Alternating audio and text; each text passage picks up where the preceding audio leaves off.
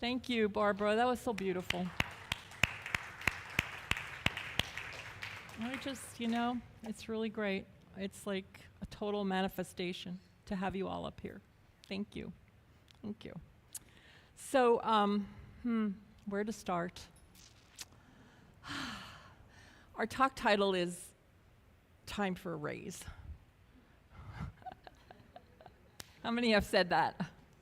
I've definitely said it recently. But, what is a raise? So you can't really let's just talk in the world of form, you can't get a raise if you don't have the consciousness to accept the raise. There's a story that Ernest Holmes tells about 4 people that went to a practitioner to get a job because they were they lost their jobs. And one person was making this, now keep in mind this was a long time ago, maybe not so long. One person was making $15 a week, one person was making $25 a week, one person was making $50, and one person was making $100 a week. And they went to Dr. Holmes and said, we need a new job, blah, blah, blah. So they got the demonstration of getting a new job, but the person that was making 15 made 15. The person that was they didn't raise their consciousness to receive more money. They just raised their consciousness to receive a job. So I think it's very important to understand that we kind of match where we're at. There's like a mirror effect in our lives and of what we truly believe about ourselves. I know for myself, I've had to work my consciousness up to understand that I'm worth more than what I might have thought I was worth back here. And that takes like a lot of inner work to do that, but to me, it's like the most amazing work that we can ever do, to work on ourselves and get to a point in ourselves where we feel such oneness with spirit, with life, with that energy that's really unlimited, that we just meld with it so much that when we look out at the world, that's what we see. We see what we believe and what we think. And for me, until I can do that, actually look at everything in my world, even the things I don't like that much, and look and say, oh, that's a reflection of what I'm thinking, what I'm believing.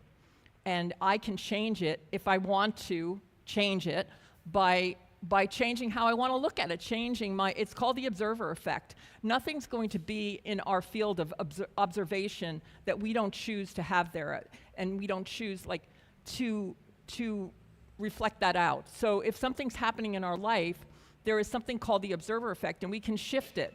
I mean, I'll be on the path with Patrick, and we walk our separate walks, and he'll say, oh, did you see that person, or did you see that, or did you see this? And I said, did you see the rainbow? No, we all see something different. He'll see somebody that I don't see, or see something that I didn't see, or see anything.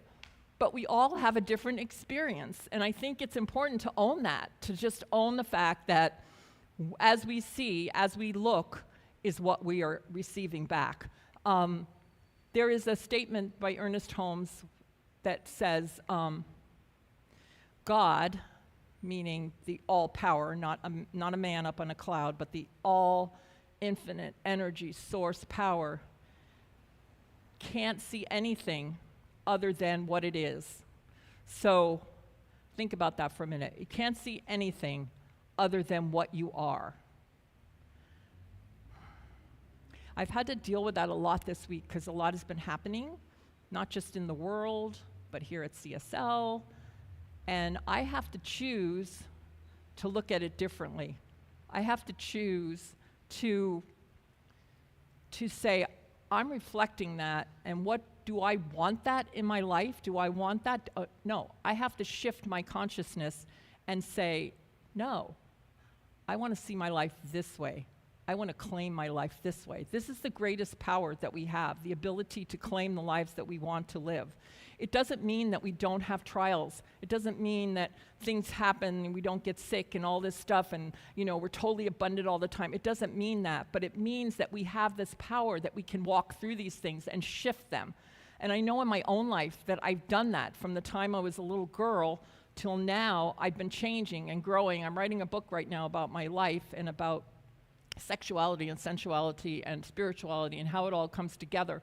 And I can see that all the experiences I've had in my life have led me right here. So I wouldn't change one of them, but I have to know that in every minute I have the opportunity to raise my consciousness to another level and shift it. If I didn't have that power, if you didn't have that power, where would we be? So we're watching this thing called Galactic Messages. Has anybody seen it? Thanks to Melissa. Last night was about the Matrix that we've created. And this is an interesting concept. I think Matthias talks about it too. This idea that we've actually set this world up the way it's set up. And we've kind of trapped ourselves in this matrix of limited, what's the word? Opposite of unlimited, whatever that word is, limit. Like we've like trapped ourselves in a world where all these things occur, but we've created them for whatever reason. Now, I always go, why would we do that? And only answer I can come up with is we did it because we wanted to expand and we wanted to grow. So in order to see the darkness, we could see the light.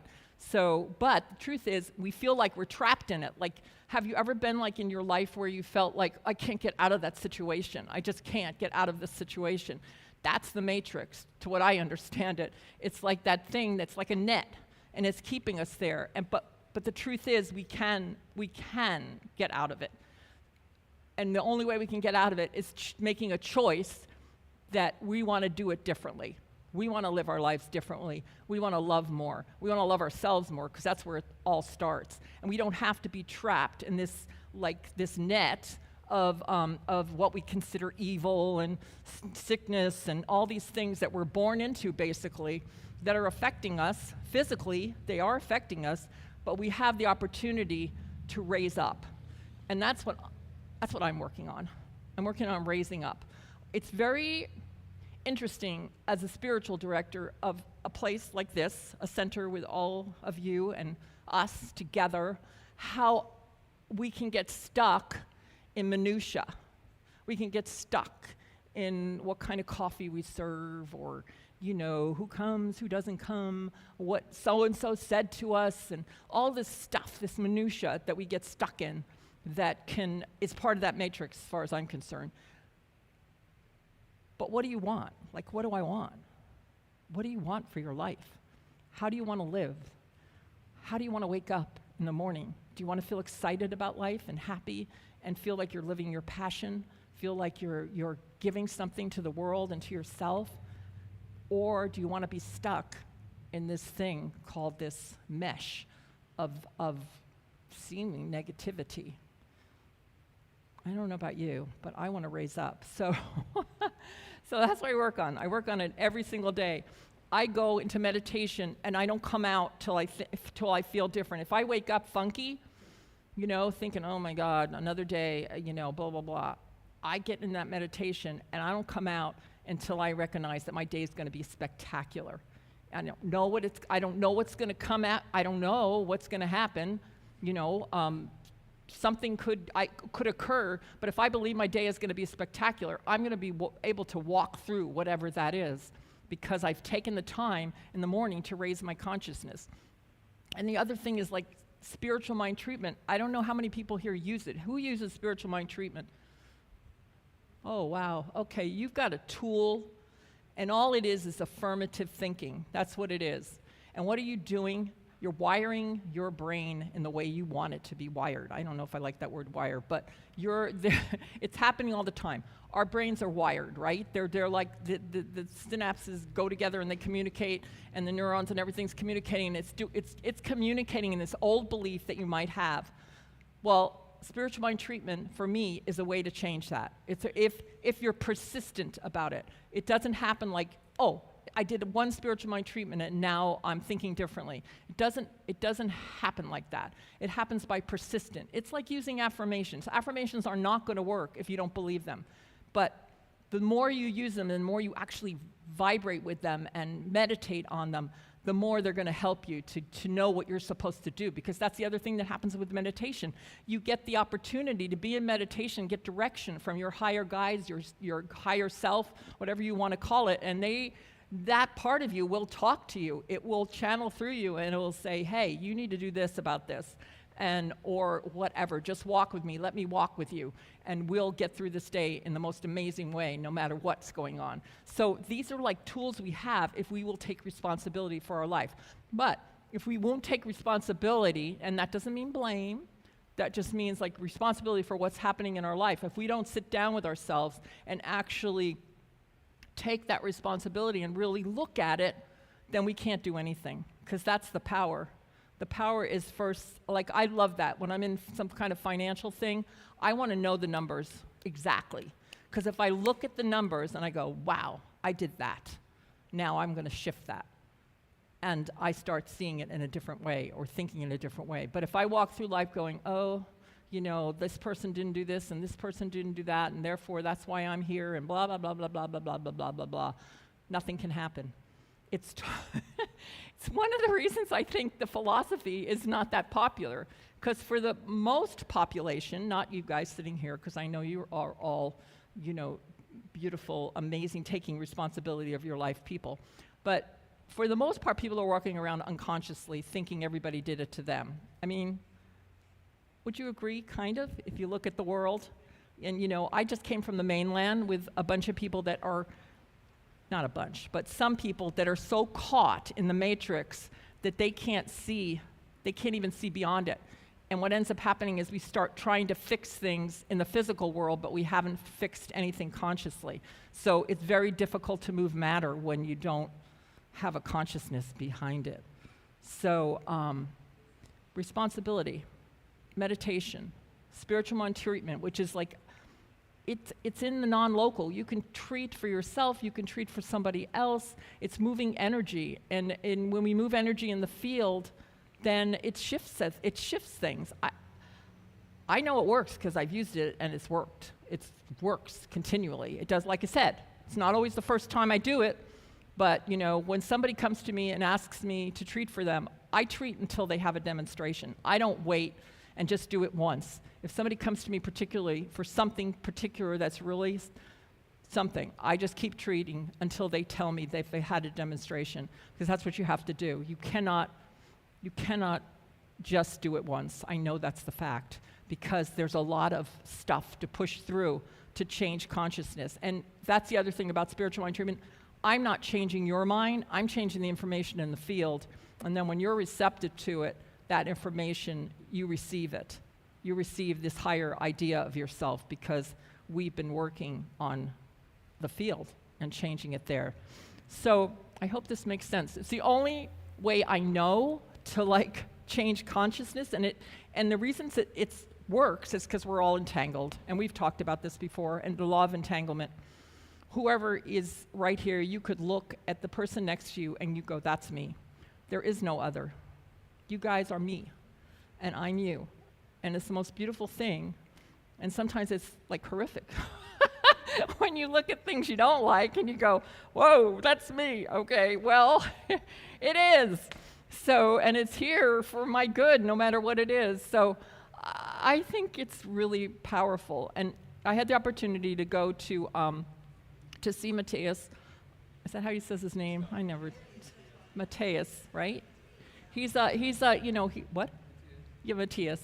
Okay, I can't explain who he is, but he's a challenge. Anyway, ask Deborah, she'll tell you. But he's one of those beautiful prophets and one of those beautiful, amazing beings that's dedicated his life to raise consciousness.